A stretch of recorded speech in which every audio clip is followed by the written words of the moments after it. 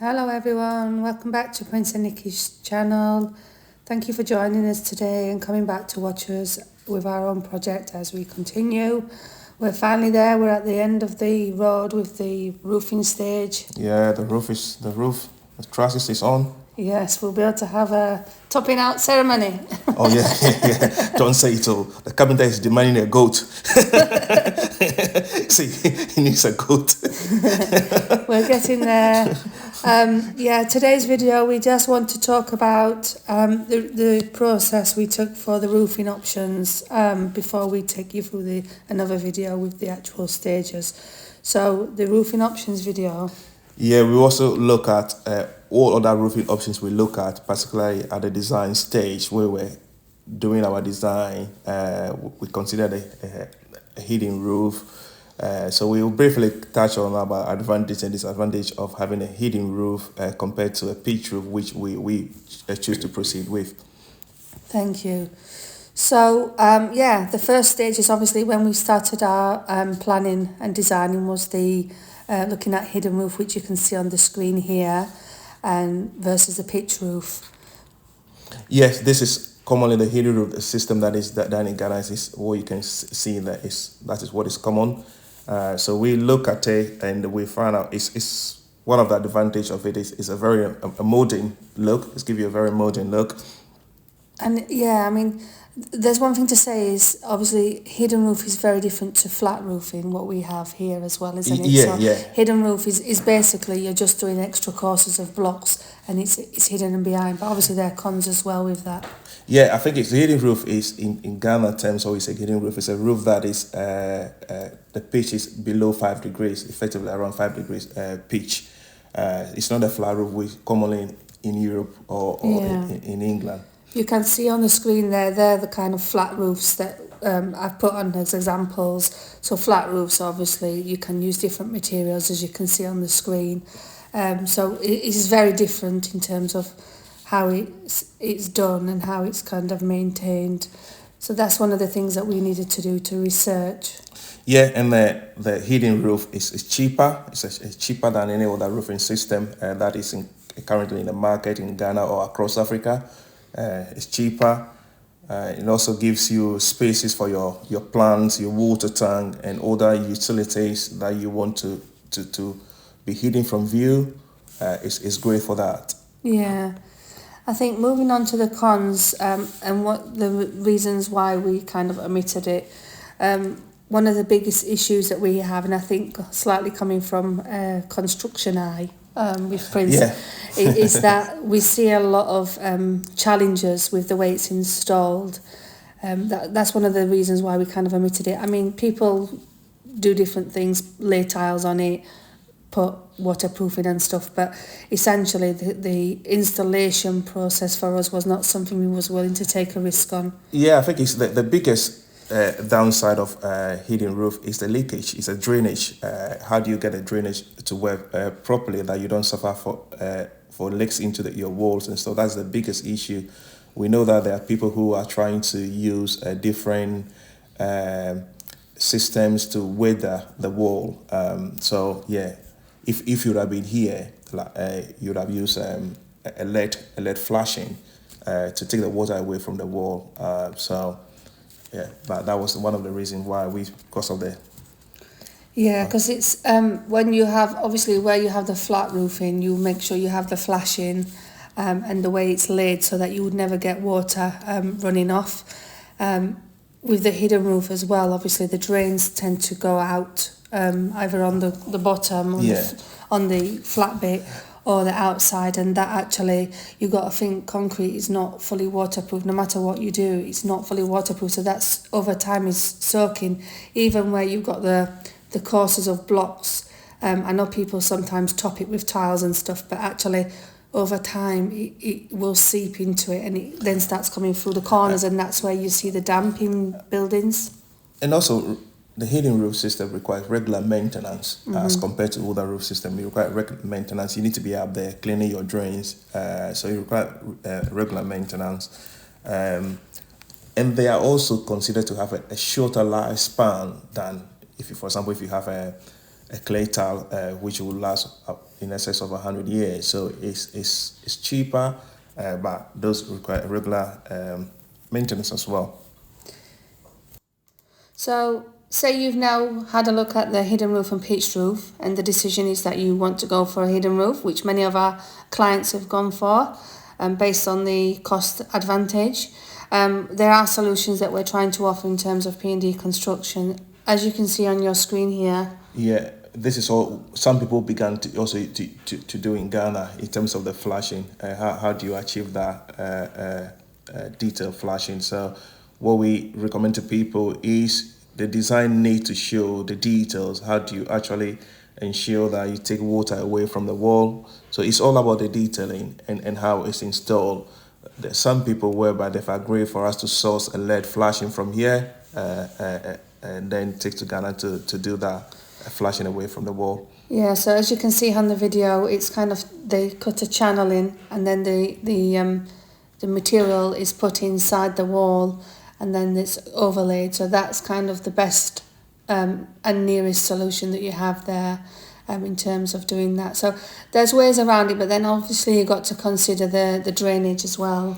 Yeah, and also the way the slab is cast is that our recommendation with those we're working with, there needs to be some fall at least 1 to 2 degrees fall to the drain. So what you don't want to do is to finish your slab casting, then you now go and put a lot of screed onto that. Then it's become difficult to get the falls correctly. So in that process of casting the slab, effectively your slab needs to be mixed with waterproof additive to make sure it's completely waterproof. Then you just bring those details in, then it should work perfectly. So moving on to the pitched roof. So after we'd obviously done the design process, and we decided that for us the best option, which would be more expensive but also more long lasting, and the maintenance being that we're not there all the time as well. So we felt that would be the best option for us.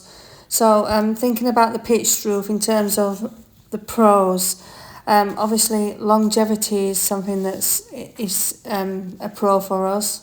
Yeah, and also it's a traditional and it's more suitable for a tropical country just like Ghana, because you got to think about the rain, the heat, so it's more suitable. Yeah, I mean, when you think about the sheer volume of rain that comes down when you have kind of a tropical rainstorm, it's a lot of water that's coming down and sitting there on the roof. So we wanted to go with the traditional element, and also the design that we had. I just felt like it looked nicer, didn't it, in the end? Yeah, it is. Yeah, it is, and it's relatively maintenance free. There's still some maintenance to do in terms of cleaning your gutters, but it's maintenance wise, it's maintenance free compared to a hidden roof. Yeah, I mean, there are some options as well. So when you're obviously doing the pitched roof, you need to consider the options that are actually going to reduce the maintenance as well. So things like obviously the PVC on your fascia boards versus wood. There are different options that you can have. Yeah, there are, and also we talk about it lasts longer, particularly if you go for a clay or a slate. There are other options which you go for, which we will talk about later, which is this stone coated metal. They got a lifespan about 50 years, but it lasts longer compared to the hidden roof. And in some cases, you can have these roofs lasting in excess of 100 years. Yeah. So obviously the disadvantages is it is more expensive. You are using a lot more wood. More wood, more tiles or more roofing sheets, whatever you're gonna use. The covering is more. Then you got downside again is you got no space for your plants and water tank as you typically will have if you have a flat roof. So you need to think about that. Some people put the water tank on it, don't they? Yeah, but aesthetically, it just doesn't look right. So you did a bit of cut out and then put it. It doesn't aesthetic, doesn't look right. But yeah, there are options that you can say consider.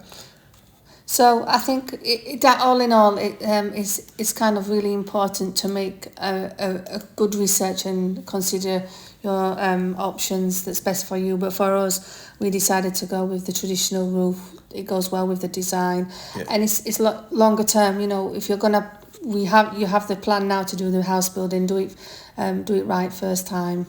Yeah, and also after you decide, say you want the pitch roof, is either do you go with a wood or you use a steel truss.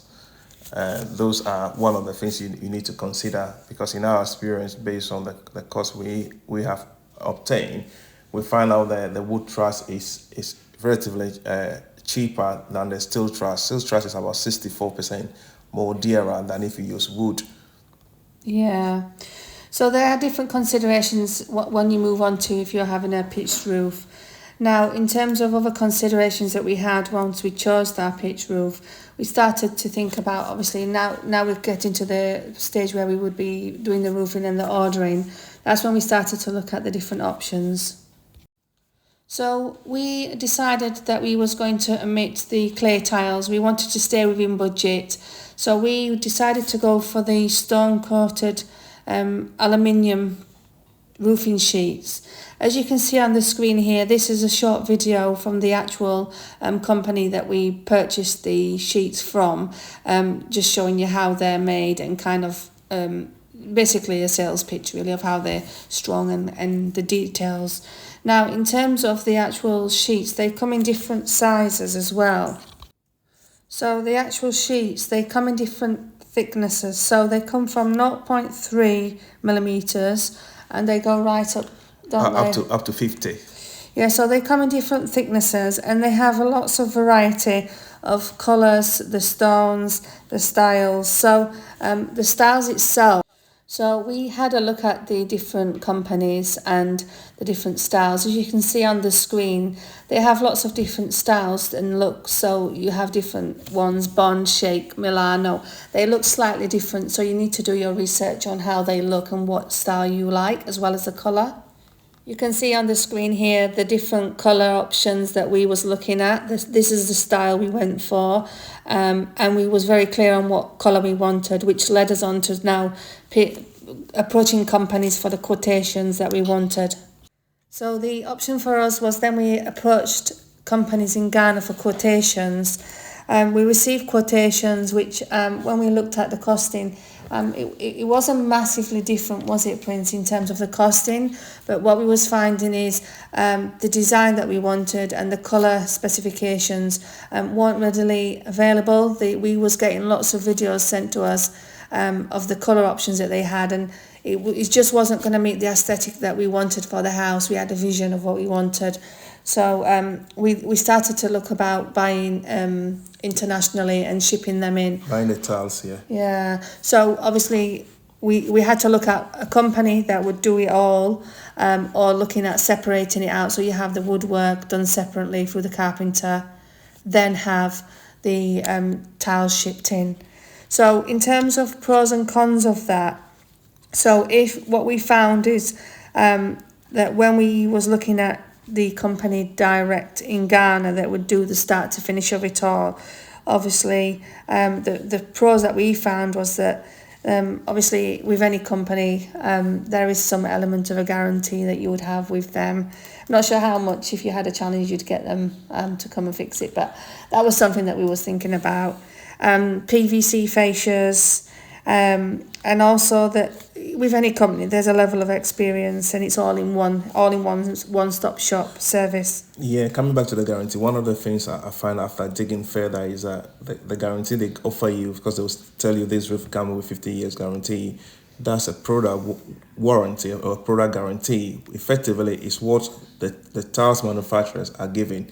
So if you got a problem with your roof 20 years down the line, company A or C is not going to come and fix your leak for you. Because it was a product warranty, effectively. So they have to go to the manufacturer. Manufacturer will say, no, it was not installed correctly, or is that the nail wasn't placed correctly. So it's all those issues that we find. Yeah. Why don't you just go to the manufacturer direct? It's a loopholes, isn't it? That's a challenge.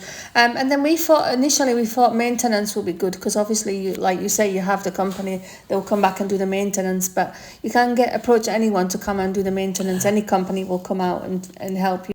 So some of the cons that we found with this particular way of doing it was that the colour options was difficult, and even if you find the colour that you like, it's not the style that you wanted. So you have to kind of cast your net wider. There may be companies that you find that does have a better option, but obviously they're not the cheaper end. So you have to think outside the box, which is what we decided to look at. If you go separately and buy the roofing sheets yourself and go with a carpenter, what we found is also with our own carpenter, he's very highly experienced, and we've used him throughout this process, and he does actually do a lot of roofing, so we was comfortable with that, and also it is cost effective as well.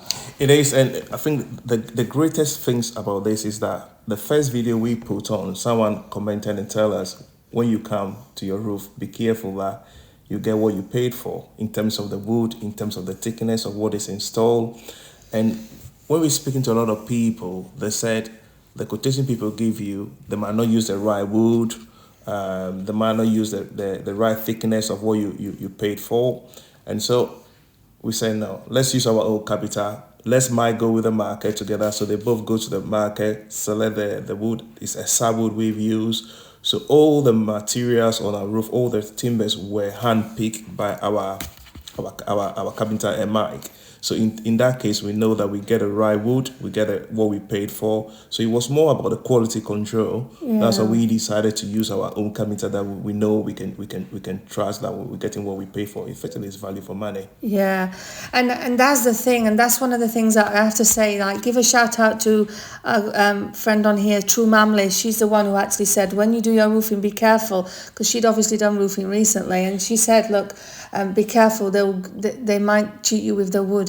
And we bear that in mind, and that's why it's really important that everyone is out for each other and supporting each other on the YouTube community. We do listen to you, as well as giving advice to others. We do listen to people's comments and guidance. So if you haven't already supported us on this channel, do give us a like and subscribe, and comment below and let us know what your thoughts are on the roofing options and what kind of pros and cons you had, because help us to help other people in the comments, and share your experience as well. I think that advice was very, very good, because when you see the quotations, you wonder, why is one company relatively cheaper than the other if they're using relatively the same wood? And that said, someone will quote you for a wood and use something that is more inferior. Yeah. And one of the things is, obviously they said that people, the whispers are that they change out the wood to a cheaper wood. So when we spoke to the companies and was actually probing, so we just be straight up with them and say, oh, I heard that you pay for wood A and then you get wood B. And the stumbling that they do on the phone calls, you can tell that they know themselves sometimes, because the way they are stumbling. And so, yeah, it was, for us, it wasn't a risk that we was willing to take. If we chose the more expensive pitched roof, we want the full quality pitched roof. So there are lots of things that you need to consider, and obviously when you're doing it yourself and ordering internationally, you have to be really confident in ordering the right quantity and making sure that you took the right measurements. Obviously Prince is experienced in this area, he does that day to day for his job in QS, so he quantifies and costs everything, so that was helpful for us, but it is a risk. So as you can see, there's lots of options in terms of flat roof versus pitched roof. You need to do research. There's different materials that you can use. So many things as options and considerations, but it's we hope that this has been helpful for you to look at the different options, and also think outside the box about actually sourcing materials. Don't be constrained by what's on the market.